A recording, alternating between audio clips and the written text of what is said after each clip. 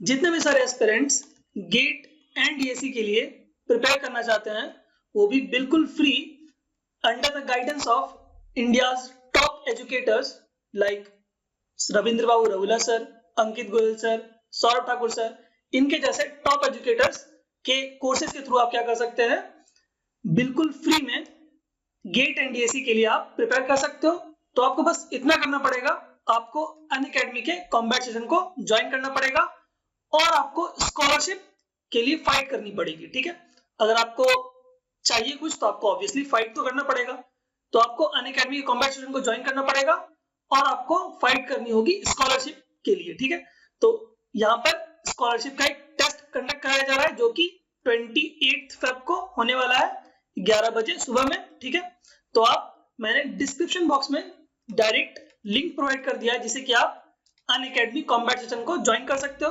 ठीक है, अगर आप अनअकैडमी के कॉम्बैट सेशन में पार्टिसिपेट करते हो और अगर आपकी रैंक 1 to 3rd आती है तो आपको 100% का क्या मिलने वाला है, स्कॉलरशिप मिलने वाला है अनअकैडमी के प्लस सब्सक्रिप्शन के ऊपर, जिसका कॉस्ट 45,000 प्लस है, जिसके थ्रू आप गेट एंड डीएससी के फील्ड के जितनी भी टॉप एजुकेटर्स अवेलेबल हैं अनअकैडमी के ऐप पर, आप उन सभी एजुकेटर्स का जो कोर्स है वो आप फ्री में, बिल्कुल फ्री में एक्सेस कर सकते हो। ठीक है, सिमिलरली अगर आपकी रैंक 4th to 10th आती है आपके स्पेसिफिक डिपार्टमेंट में तो आपको 75% का स्कॉलरशिप मिलने वाला है अनअकैडमी के प्लस के सब्सक्रिप्शन के ऊपर। ठीक है, जो कि बहुत ही सुपर है।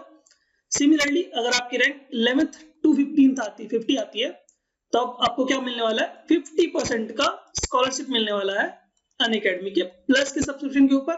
ठीक है, सिमिलरली अगर आपकी रैंक 51 to 100 आती है तो आपको 25% का क्या मिलने वाला है, स्कॉलरशिप मिलने वाला है अनअकैडमी के प्लस के सब्सक्रिप्शन के ऊपर। ठीक है, तो जितने भी गेट एंड डीएससी के एस्पिरेंट्स हैं उन सारे एस्पिरेंट्स को मैं पर्सनली रिकमेंड करता हूं कि आप अनअकैडमी के कॉम्बैट सेशन में जरूर से जरूर पार्टिसिपेट करिए एटलीस्ट। क्यों? क्योंकि बिल्कुल फ्री है, आपको सिंगल रुपीस भी आपको यहाँ पे कॉस्ट नहीं करेगा। ठीक है, ऑल्दो आपके पास में 100% का स्कॉलरशिप मिल सकता है, आपको 75% का स्कॉलरशिप मिल सकता है, 50% का स्कॉलरशिप मिल सकता है। ये सारे बेनिफिट्स हैं जिनको आप बिल्कुल अवेल करिए। ठीक है, तो ये जो लिंक है अनअकैडमी कॉम्बैट सेशन का वो मैं आपको डिस्क्रिप्शन बॉक्स में, वीडियो के जस्ट नीचे आपको डिस्क्रिप्शन बॉक्स में मैं डायरेक्ट लिंक प्रोवाइड कर दूंगा। इस लिंक पे आप जाके क्या कर सकते हो, 28 फेब को 11 बजे सुबह में आप टेस्ट दे सकते हो अनअकैडमी कॉम्बैट वाला। ठीक है, जिसके थ्रू आप डिफरेंट स्कॉलरशिप अवेल कर सकते हो। ठीक है, और अगर आप अनअकैडमी के प्लस सब्सक्रिप्शन लेना चाहते हो या फिर आइकॉनिक का सब्सक्रिप्शन लेना चाहते हो तो आप इन लिंक्स पे जाकर, वो भी मैं लिंक आपको डिस्क्रिप्शन बॉक्स में प्रोवाइड करा दूंगा, तो आप प्लस का सब्सक्रिप्शन एंड आइकॉनिक का सब्सक्रिप्शन एक्सेस कर सकते हो। ठीक है, और अगर आप मेरा कोड यूज कर सकते हो मनीष यादव का तो आपको 10% का इंस्टेंट डिस्काउंट मिल जाने वाला है। ठीक है, आज के सेशन में हम लोग बात करने वाले हैं एयरपोर्ट अथॉरिटी ऑफ इंडिया ने जो जनवरी में पोस्ट निकाला था एटीसी का एंड एयरपोर्ट ऑपरेशन का, जिसका अभी तक टेस्ट का जो डेट है वो अभी तक रिलीज नहीं किया गया। ठीक है, बट होपफुली वो अप्रैल मई के आसपास में हो जाने वाला एग्जाम। ठीक है, तो हम लोग उसके मैथमेटिक्स के क्वेश्चंस के ऊपर आज हम लोग डिस्कस करने वाले हैं। ठीक है, एटीसी का पेपर 2018 में जो आया हुआ था, ठीक है, मॉर्निंग शिफ्ट का, आज हम लोग उनके मैथमेटिक्स के क्वेश्चन को आज हम लोग डिस्कस करने वाले हैं। ठीक है, चलिए स्टार्ट करते हैं हमारा सेशन। चलिए हम लोग बात करते हैं हमारे पहले क्वेश्चन के ऊपर। ठीक है, तो ये क्वेश्चन हमारे पास में एटीसी के एग्जाम में 2018 वाले ईयर में मॉर्निंग शिफ्ट में अपीयर हुआ था। ठीक है, देखते हैं इसको। द पी सीरीज, हमारे पास में एक सीरीज दे रखा है जो कि हमारे पास में है 1/n⁻p, n इक्वल टू 1 से लेकर इन्फिनिटी तक, विल डाइवर्ज फॉर, हमारे पास में रेंज दे रखा है कि t की किस वैल्यूज के लिए हमारे पास में ये जो सीरीज है वो डाइवर्ज करेगी। ठीक है, क्वेश्चन आई थिंक क्लियर हो गया होगा। तो ये इस सीरीज को सबसे पहले मैं लिखता हूं। ठीक है, तो हमारे पास में क्या आएगा, 1/n⁻, हमारे पास में p, यही है हमारे पास में। ठीक है, तो हमारे पास में n की वैल्यू को जैसे हम वेरी करेंगे तो हमारे पास में क्या आएगा, 1/1p प्लस 2p हो जाएगा हमारे पास में। क्योंकि हमारे पास में n की वैल्यू 1 से लेकर कहाँ तक जा रही है, इन्फिनिटी तक जा रही है। तो हम लिखेंगे 1/3p plus dot dot dot, इस तरह से करके इन्फिनिटी तक जा रही है। ठीक है, तो अब आप मेरे को ये बताइए कि हमारे पास में ये, अगर मैं बोल रहा हूँ कि ये p सीरीज है हमारे पास में, ठीक है, आपने M1 M2 में पढ़ा होगा कि p सीरीज का अगर हमारे पास में कन्वर्जेंस डाइवर्जेंस अगर हमें चेक करना है तो उसकी प्रॉपर्टीज हमें देखनी होंगी, जो कि हमारे पास में होती है। अगर p की वैल्यू ग्रेटर देन 1 है तो हमारे पास में ये सीरीज क्या होगी, कन्वर्ज करती है। ठीक है, और अगर हमारे पास में p की वैल्यू लेस देन और इक्वल टू 1 होगी तो ये सीरीज हमारे पास में क्या होगी, डाइवर्ज करेगी। ठीक है, तो यहां से अगर मैं देखूं तो हमारे पास में हमसे क्या पूछा गया है, ये तो हमारे पास में स्टैंडर्ड रिजल्ट है।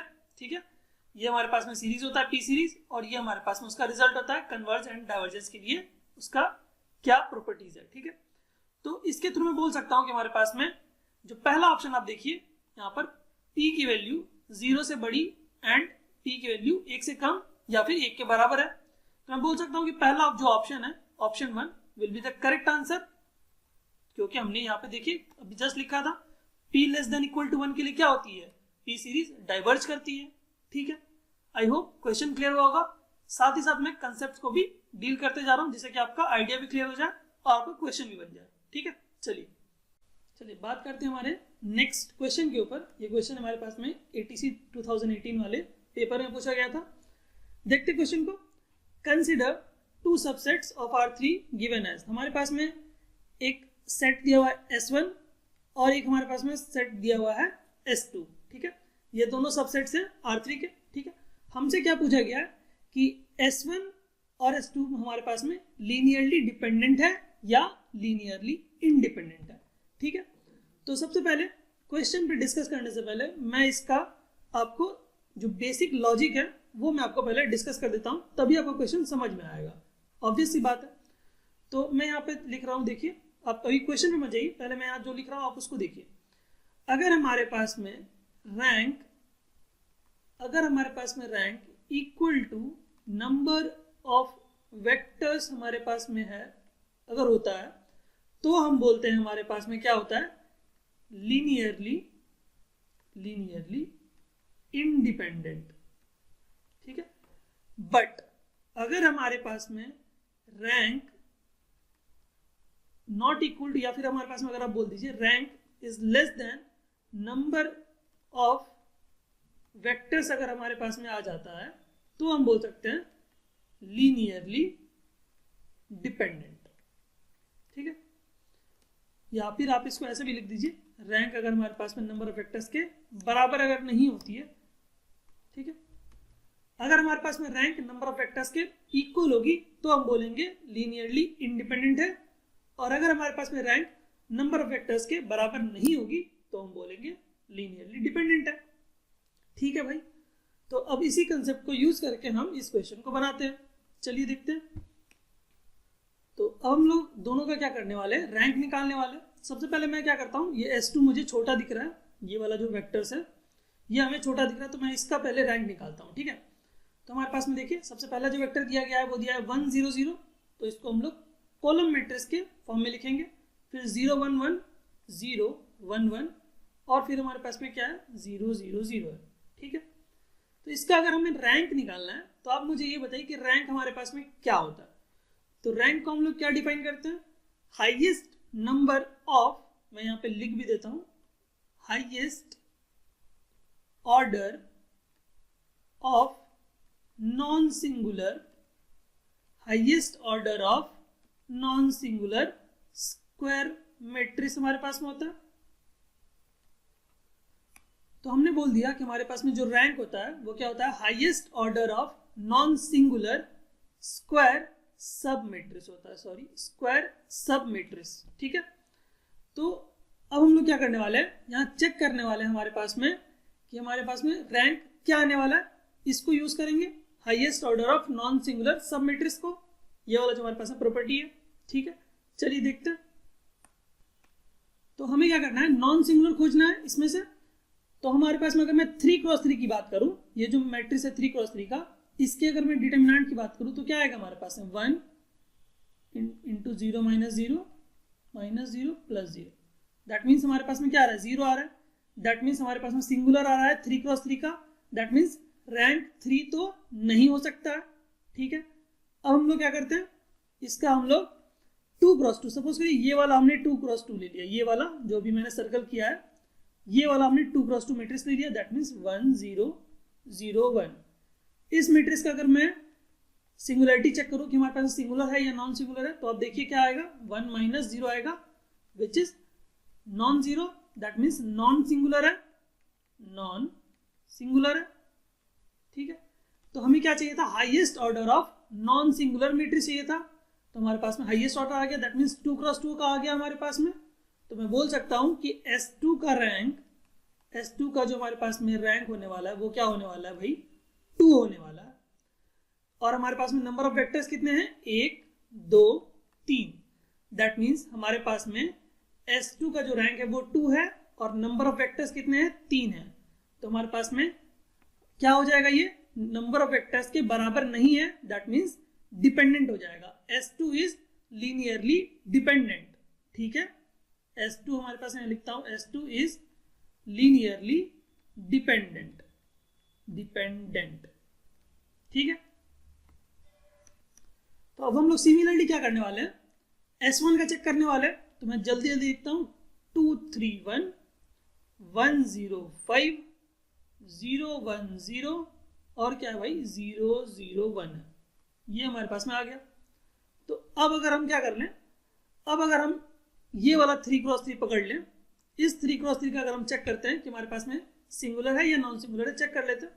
तो 1 × 1 - 0 -0 +0, तो ये हमारे पास में आ गया 1 which is not equal to 0, that means non singular आ गया। तो हमें क्या चाहिए था भाई, नॉन सिंगुलर ही तो चाहिए था, हाईएस्ट ऑर्डर नॉन सिंगुलर। तो हमारे पास में 3 क्रॉस 3 का आ गया नॉन सिंगुलर, तो हम बोल सकते हैं S2 का जो रैंक होने वाला है भैया वो होने वाला है 3। लेकिन S2 के जो नंबर ऑफ वेक्टर्स कितने हैं, 1 2 3 4, दैट मीन्स S2 के जो नंबर ऑफ वेक्टर्स हैं वो है 4 और हमारे पास में रैंक है 3, दैट मीन्स यहां पर भी हमारे पास में क्या होने वाला है, rank is not equal to number of vectors, that means S1 is also linearly dependent, S1 is also linearly dependent, ठीक है भाई। तो S1 भी हमारे पास में लीनियरली डिपेंडेंट, सॉरी यहाँ S1 है, तो सॉरी ये S1 है, मैंने S2 लिख दिया था, कोई बात नहीं, ठीक है। तो हमारे पास में जो S1 है और S2 है दोनों ही क्या होंगे, लीनियरली डिपेंडेंट होंगे। तो मैं बोल सकता हूं कि फोर्थ ऑप्शन जो है S1 and S2 are linearly dependent. मैंने आपको यहाँ पर कंसेप्ट समझाया, फिर आपको मैं समझा के सॉल्व कर रहा था, दैट्स वाई टाइम लग रहा है, ठीक है। तो आप ये मत बोलिए कि सर आपको इतना टाइम कंज्यूम हो रहा है, मैं आपको कंसेप्ट भी समझा रहा हूँ और आपको एकदम स्लोली समझा के डिस्कस कर रहा हूँ, दैट्स वाई यहाँ 3 से 4 मिनट लग गया है, अदरवाइज क्वेश्चन 1 से 1.5 मिनट में बन जाने वाला है, ठीक है।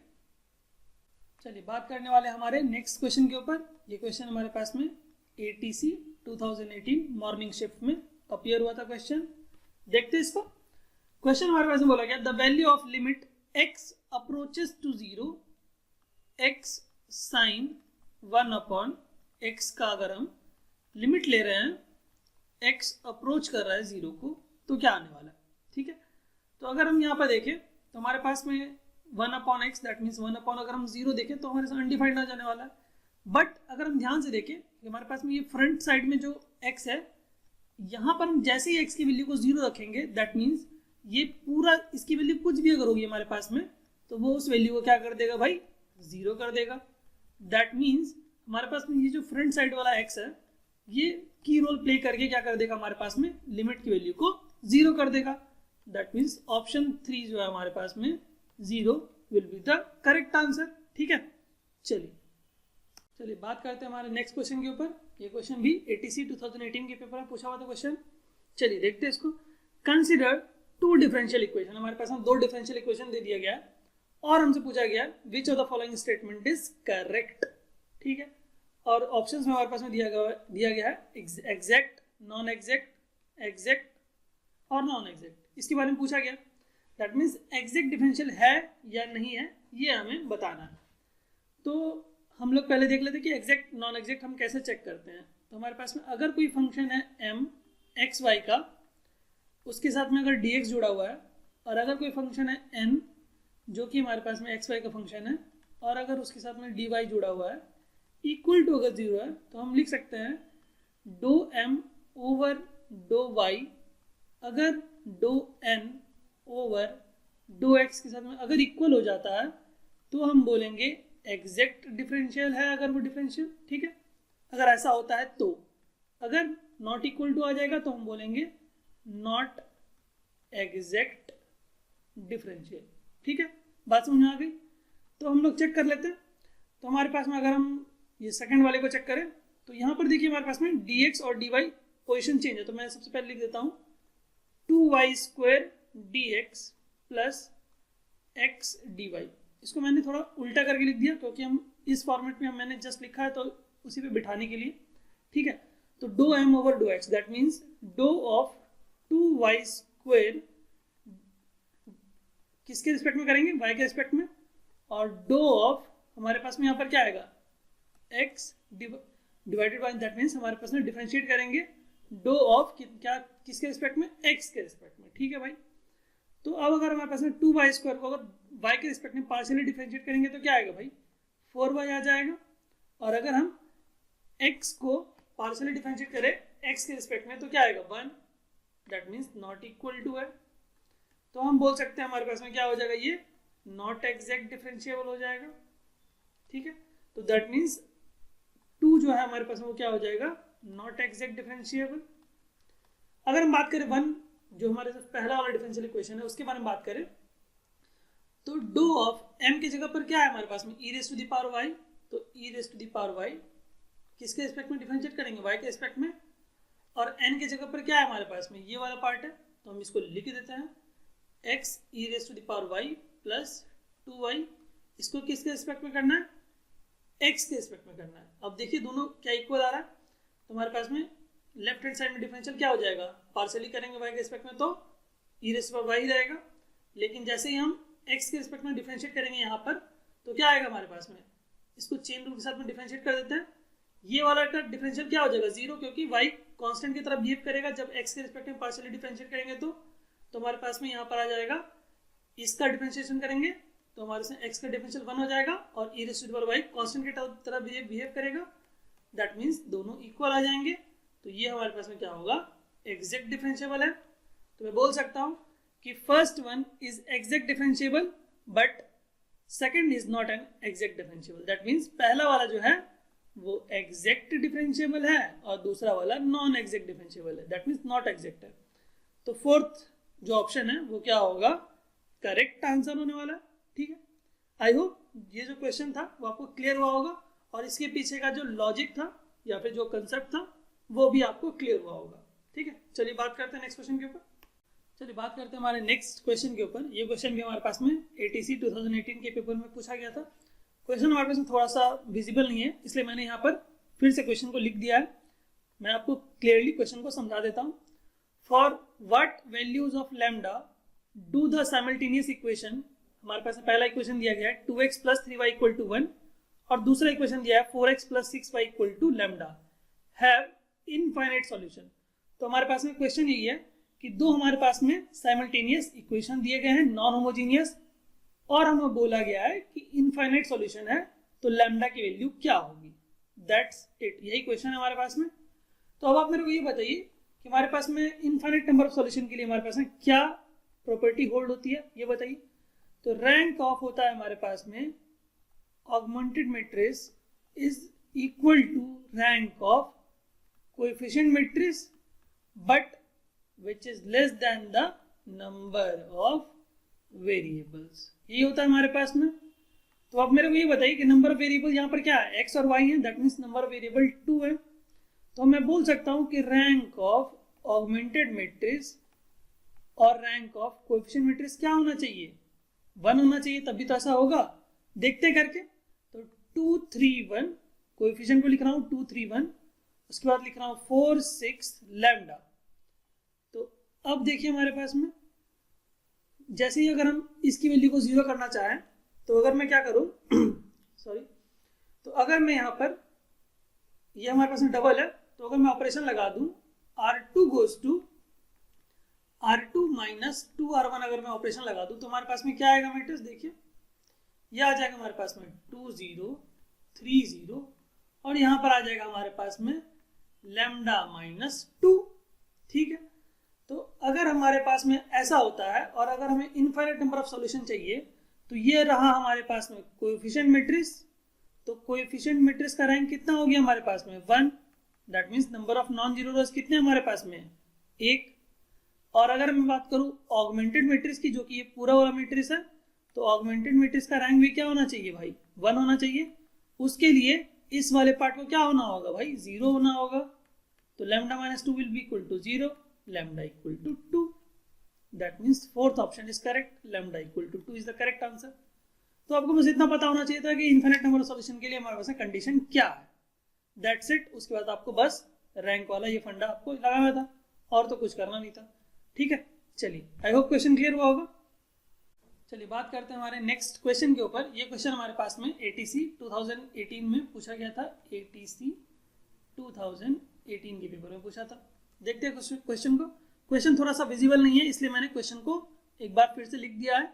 The second approximation to a root of the equation x² minus x minus 1 in the interval 1 से लेकर 2 ओपन इंटरवल में, ठीक है, by bisection method will be what.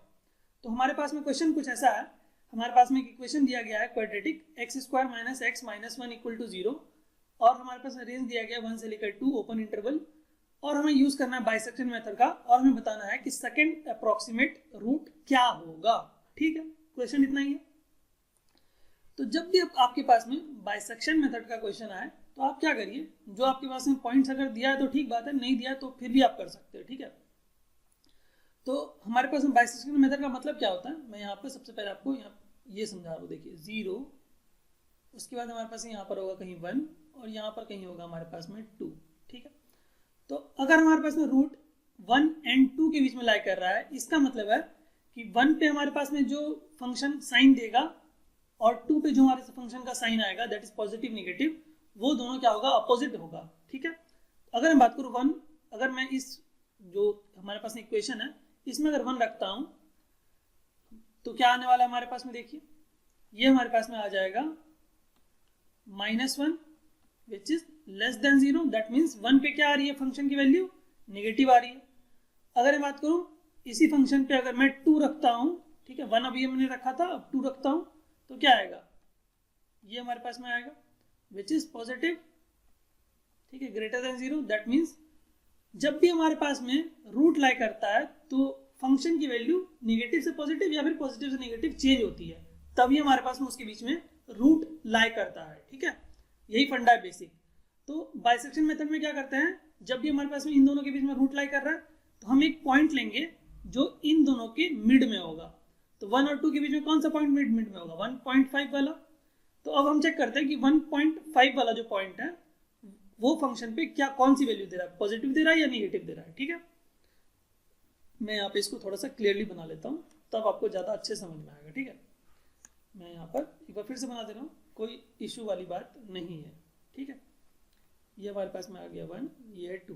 1 पे क्या साइन आया था फंक्शन का नेगेटिव, 2 पे क्या साइन आया फंक्शन का पॉजिटिव। अब हम देख लेते हैं 1.5 पे फंक्शन का क्या साइन आता है। तो 1.5 का स्क्वायर करेंगे हम लोग, -1.5 करेंगे, -1 करते हैं, देखते क्या आता है। तो हमारे पास में यहाँ क्या आएगा 2.25 -1.5 -1, तो ये हमारे पास में वैल्यू क्या आ जाएगा, देखिए तो हमारे पास में 2.25 में से 1.5 जाएगा तो आएगा 0.75, -1 करेंगे तो आएगा -0.25 which is less than 0, that means negative value आ रही है। ठीक है, तो ये हमारे पास में कौन सा रूट हो गया, फर्स्ट अप्रोक्सीमेट रूट हो गया। ठीक है, अब आप मेरे को ये बताइए कि क्या जो सेकंड अप्रोक्सीमेट रूट होगा वो या तो इसके बीच में लाई करेगा या फिर इसके बीच में लाई करेगा, किसके बीच में लाई करेगा, आप मेरे को ये बताइए। तो आप देख रहे हैं कि यहाँ नेगेटिव साइन है, यहाँ पर नेगेटिव साइन है, तो इसके बीच में रूट लाई नहीं करेगा। रूट कहाँ लाई करेगा, जहाँ पे साइन का चेंज होगा, दैट मीन्स नेगेटिव पॉजिटिव है तो रूट इन दोनों के बीच में लाई करेगा। माइनस दैट मीन्स 1.5 पे फंक्शन की वैल्यू क्या है नेगेटिव और 2 पे फंक्शन की वैल्यू क्या है पॉजिटिव, दैट मीन्स जो अब रूट होने वाला है सेकेंड अप्रोक्सीमेट रूट वो 1.5 से लेकर 2 के बीच में लाई करने वाला है, ठीक है। तो इन दोनों के बीच में हमारे पास में मिड पॉइंट में क्या होगा, 1.75 होगा, ठीक है। तो जो हमारे पास में पॉइंट आएगा 1.75, ये क्या होगा, सेकेंड अप्रोक्सीमेट रूट, ठीक है। और ये हमारे पास में जो आया था ये क्या होगा, फर्स्ट अप्रोक्सीमेट रूट। तो हमें क्या चाहिए भाई, सेकेंड अप्रोक्सीमेट रूट चाहिए, तो वो क्या होगा 1.75, जो कि करेक्ट आंसर होने वाला है, ठीक है। ये हमारे पास में बेसिक सा बात था, बाइसेक्शन मेथड के ऊपर क्वेश्चन था, ठीक है। चलिए, आई होप क्वेश्चन क्लियर हुआ होगा। चलिए बात करते हैं हमारे नेक्स्ट क्वेश्चन के ऊपर। ये क्वेश्चन हमारे पास में ATC 2018 के पेपर में आया था।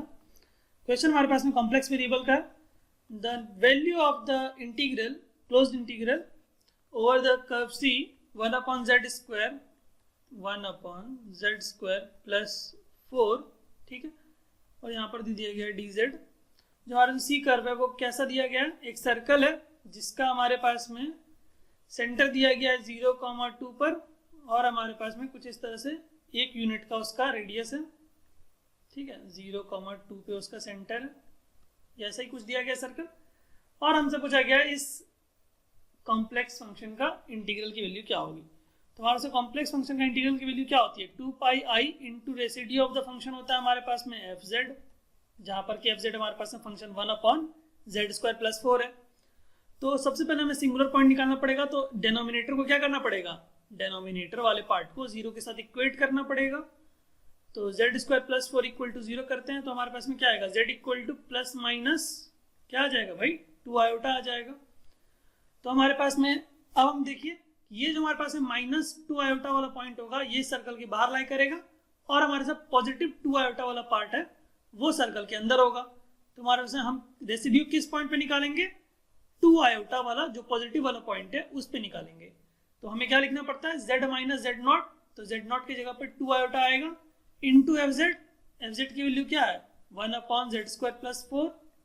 तो इसको 1/z² प्लस 4 को मैं क्या लिख सकता हूँ, मैं कुछ ऐसे लिख देता हूँ, 1/z² प्लस 4 को मैं क्या लिख सकता हूँ, 1 minus 2 iota into z minus 2 iota plus into z plus 2 iota, ये लिख सकता हूँ मैं, ठीक है। तो ये हमारे से कैंसिल हो गया, 1/z प्लस 2 आयोटा आया, जहाँ पर कि z की वैल्यू क्या अप्रोच कर रही है भाई, 2 आयोटा अप्रोच कर रही है। तो z की जगह पे हम क्या कर देंगे, 2 आयोटा बिठा देंगे, तो क्या हो जाएगा, 4 आयोटा हो जाएगा। तो हमारे पास में रेसिड्यू आ गया, हमारे पास ये क्या आ गया, रेसिड्यू। तो रेसिड्यू की वैल्यू आ गई 1/4 आयोटा। तो हम क्या लिखेंगे, 2πi इंटू रेसिड्यू लिखना था, तो वो रेसिड्यू की जगह पे लिख देते हैं 4 आयोटा। तो ये आयोटा कैंसिल, ये हमारे पास में आ गया π/2, जो कि हमारे पास में करेक्ट आंसर ऑप्शन एज 3 है, ठीक है। आई होप क्वेश्चन क्लियर हुआ होगा। बहुत ही आसान क्वेश्चन था कॉम्प्लेक्स वेरिएबल का। अगर आपको इस तरह के क्वेश्चन देखने हैं तो आप मेरे प्लेलिस्ट में जाकर गेट का जो हमारे पास में क्वेश्चन है आप उनको भी लगा सकते हैं, कोई दिक्कत वाली बात नहीं होगी, एकदम बेसिक क्वेश्चन है, ठीक है। चलिए अगर मैं बात करूँ हमारे नेक्स्ट क्वेश्चन के ऊपर, तो ये हमारा ATC 2018 के पेपर में पूछा था क्वेश्चन है the solution of the differential equation.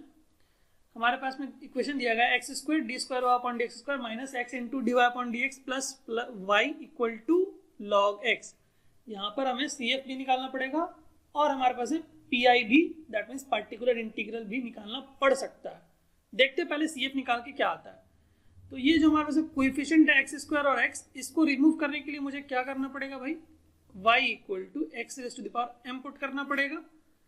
तो dy/dx तो हमारे पास में क्या आ जाएगा, m इंटू x⁻m-1 आएगा, और d²y/dx² की वैल्यू क्या आ जाएगी हमारे पास में, m into m-1 into x⁻m-2।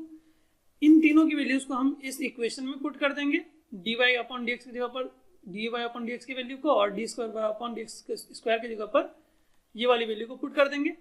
तो हमारे पास में जो इक्वेशन आएगा वो आएगा m into m-1 minus m+1 equal to 0। अभी हम PI नहीं निकाल रहे हैं, हम सिर्फ CI देख रहे हैं, ठीक है, CF देख रहे हैं, सॉरी। तो हमारे पास में क्या आएगा, m² माइनस एम, ठीक है, minus m plus 1 equal to 0। तो ये हमारे पास में आ रहा है, तो हम लिख सकते हैं m square minus 2m plus 1 equal to 0।